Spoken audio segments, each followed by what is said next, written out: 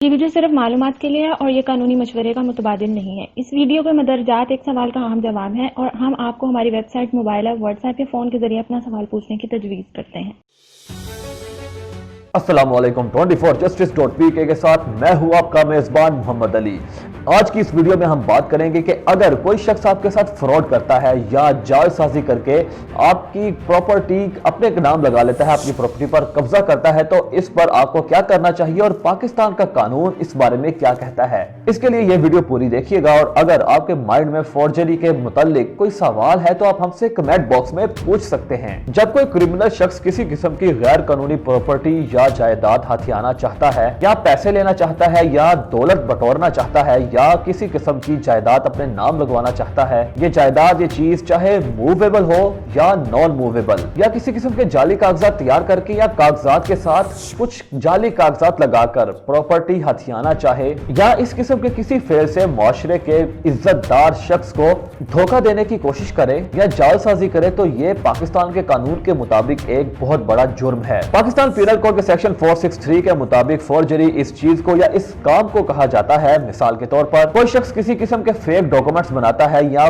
Documents کا کوئی حصہ جعلی تشکیل دیتا ہے کہ جس سے وہ شخص ان ڈاکومنٹس کے ذریعے کسی شخص کو یا کسی گروہ کو، یعنی ایک سے زیادہ لوگوں کو نقصان پہنچا سکے یا ان کے لیے تکلیف کا باعث بن سکے، یا عدالت میں ان جعلی ڈاکومنٹس کے ذریعے ان عزت دار افراد کے خلاف جھوٹا مقدمہ دائر کر سکے، یا کسی گروہ کو دھوکہ دینے کی یا فراڈ کرنے کی نیت ہو ان جعلی ڈاکومنٹس کے ذریعے، تو اس قسم کے معاملات کو فورجری کہا جائے گا، جسے عام الفاظات میں جعل سازی بھی کہا جاتا ہے۔ سیکشن 464 میں یہ واضح ہے کہ فالس ڈاکومنٹس یا فیک ڈاکومنٹس کن کو کہا جائے گا۔ مثال کے طور پر جب کوئی شخص فیک ڈاکومنٹس بناتا ہے یا فالس ڈاکومنٹس بناتا ہے کہ وہ کسی مالک کی اجازت کے بغیر اس کی ملکیت کے ڈاکومنٹس اپنے خود سے تیار کر لیتا ہے یا اسی ڈاکومنٹس کی نقل بنا لیتا ہے ان ڈاکومنٹس کے مالک کی اجازت کے بغیر، یا ان ڈاکومنٹس میں رد و بدل کر دیتا ہے، تو اسے فیک ڈاکومنٹس یا فالس ڈاکومنٹس کہا جائے گا۔ فیک ڈاکومنٹس بنانے کے لیے عام طور پر 3 طریقے استعمال کیے جاتے ہیں۔ پہلا طریقہ یہ ہے کہ مثال کے طور پر اگر کسی شخص نے کسی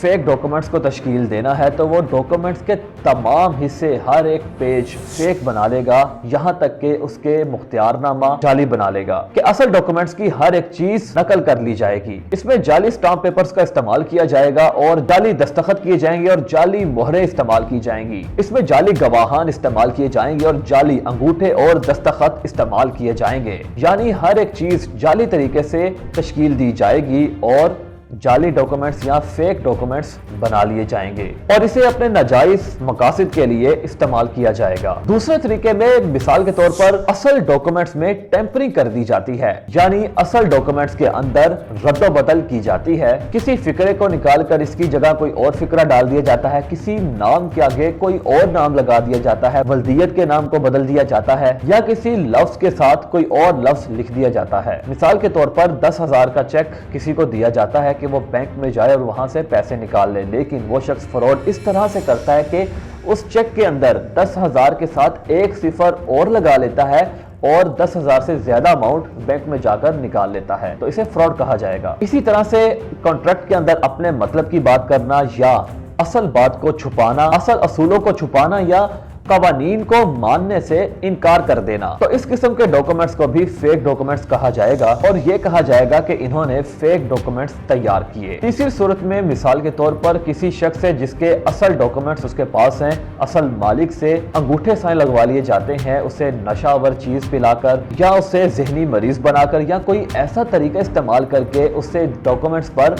دستخط یا سائن لے لیے جاتے ہیں، یعنی وہ اس وقت معاہدہ کرنے کے قابل نہیں ہوتا اور اس وقت اس شخص سے اصل ڈاکومنٹس کے اوپر انگوٹھے اور سائن لگوا لیے جاتے ہیں۔ ایسی صورتحال کے اندر کہ جب وہ شخص معاہدہ کرنے کے قابل نہیں ہے تو اس سے فیک ڈاکومنٹس کے اوپر اس کے اصل سائن اور انگوٹھے کروا لیے جاتے ہیں، یا سائن اور انگوٹھے لے لیے جاتے ہیں، یا کسی اصل ڈاکومنٹس کے اوپر دھوکے سے انگوٹھے یا سائن کروا لیے جاتے ہیں۔ اس قسم کے ڈاکومنٹس کو بھی فیک ڈاکومنٹس کہا جائے گا اور یہ ناجائز ہے اور یہ ایک جرم ہے۔ اسی طرح بعض اوقات بہت سارے ڈاکومنٹس کے اندر، اوریجنل ڈاکومنٹس کے اندر فیک ڈاکومنٹس رکھ کر किसी शख्स से साइन करवा लिए जाते हैं कि जब वो दस्तखत कर रहा होता है तो उसे पढ़ने का मौका ही नहीं दिया जाता। इसी तरह मिसाल के तौर पर आपने किसी एक शख्स को चेक दिया कि वो आगे दूसरे शख्स को चेक दे दे, लेकिन उस शख्स ने अपना नाम इस चेक के ऊपर लिखा, अपने नाम से रकम लिखी और उस चेक को कैश करवा लिया, तो ये भी एक फ्रॉड होगा और इसे फोर्जरी कहा जाएगा। सेक्शन 465 में इस किस्म के जुराइम की सजाओं के बारे में बताया गया है कि जो शख्स किसी किस्म के फेक डॉक्यूमेंट्स बनवाता है, चाहे वो उसे इस्तेमाल नहीं करता या कोई शख्स किसी और से फेक डॉक्यूमेंट्स बनवाता है या तैयार करता है, तो इन दोनों को इस जुर्म की सजा दी जा सकती है और ये सजा 2 साल कैद हो सकती है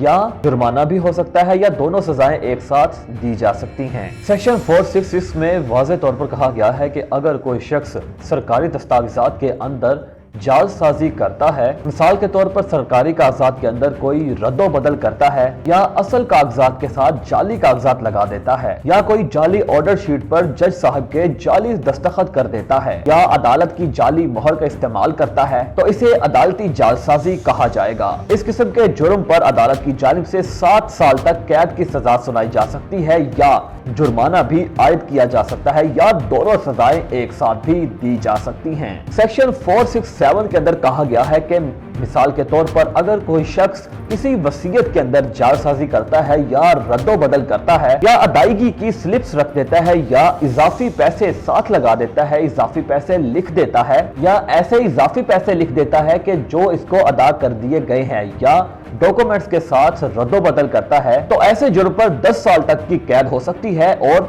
जुर्माना भी आयद किया जा सकता है या दोनों सजाएं एक साथ भी दी जा सकती हैं। फॉर्जरी के अंदर मुख्तलिफ किस्म के दीगर एक्ट्स भी मौजूद हैं। मिसाल के तौर पर झूठा बयान देने पर दफा 191 लग सकती है, झूठा सबूत पेश करने पर दफा 192 लग सकती है, दफा 193 में एक्ट 192 की सजा बताई गई है जो कि 7 साल कैद या जुर्माना हो सकती है या दोनों सजाएं एक साथ भी दी जा सकती हैं। एक्ट 194 और 195 में यह बताया गया है कि अगर कोई शख्स झूठा सबूत पेश करता है कि इससे दूसरे को सजा मिल सके तो ये भी एक जुर्म है। एक्ट 196 में जाली सबूत इस्तेमाल करने के लिए बताया गया है कि ये एक जुर्म है। एक्ट 197 और 198 में बताया गया है कि अगर कोई शख्स जाली दस्तखत करता है, जाली सर्टिफिकेट तैयार करता है या इनका इस्तेमाल करता है तो ये भी एक जुर्म है। एक्ट 464 में जाली डॉक्यूमेंट्स बनाने के बारे में बताया गया है। एक्ट 465 में इसकी सजा के बारे में बताया गया है कि इस जुर्म पर 2 साल कैद हो सकती है या जुर्माना भी आयद हो सकता है या दोनों सजाएं एक साथ दी जा सकती हैं।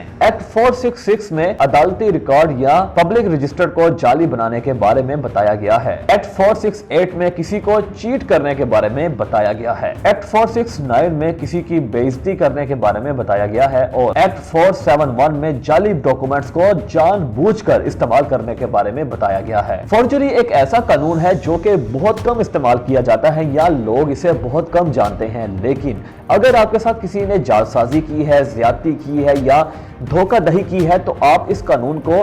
इस्तेमाल कर सकते हैं। यहाँ तक कि किसी डिब्बे से एक्सपायरी डेट हटाना भी एक जुर्म है और ये फॉर्जरी के दायरे में आएगा। अगर आप भी इस किस्म के किसी मसले का शिकार हैं तो आपको घबराने की बिल्कुल भी जरूरत नहीं, क्योंकि 24justice.pk इस किस्म के किसी भी मामले में आपकी भरपूर मदद कर सकता है। आपने सिर्फ एक फोन कॉल करनी है या आप 24justice.pk से व्हाट्सएप पर भी राब्ता कर सकते हैं। मजीद मालूमात के लिए 24justice.pk की वेबसाइट पर विजिट करें और 24justice.pk की ऐप गूगल प्ले स्टोर से और आई स्टोर से डाउनलोड करें। हमारा यूट्यूब चैनल सब्सक्राइब करें और हमें फेसबुक, इंस्टाग्राम और ट्विटर पर भी फॉलो करें ताकि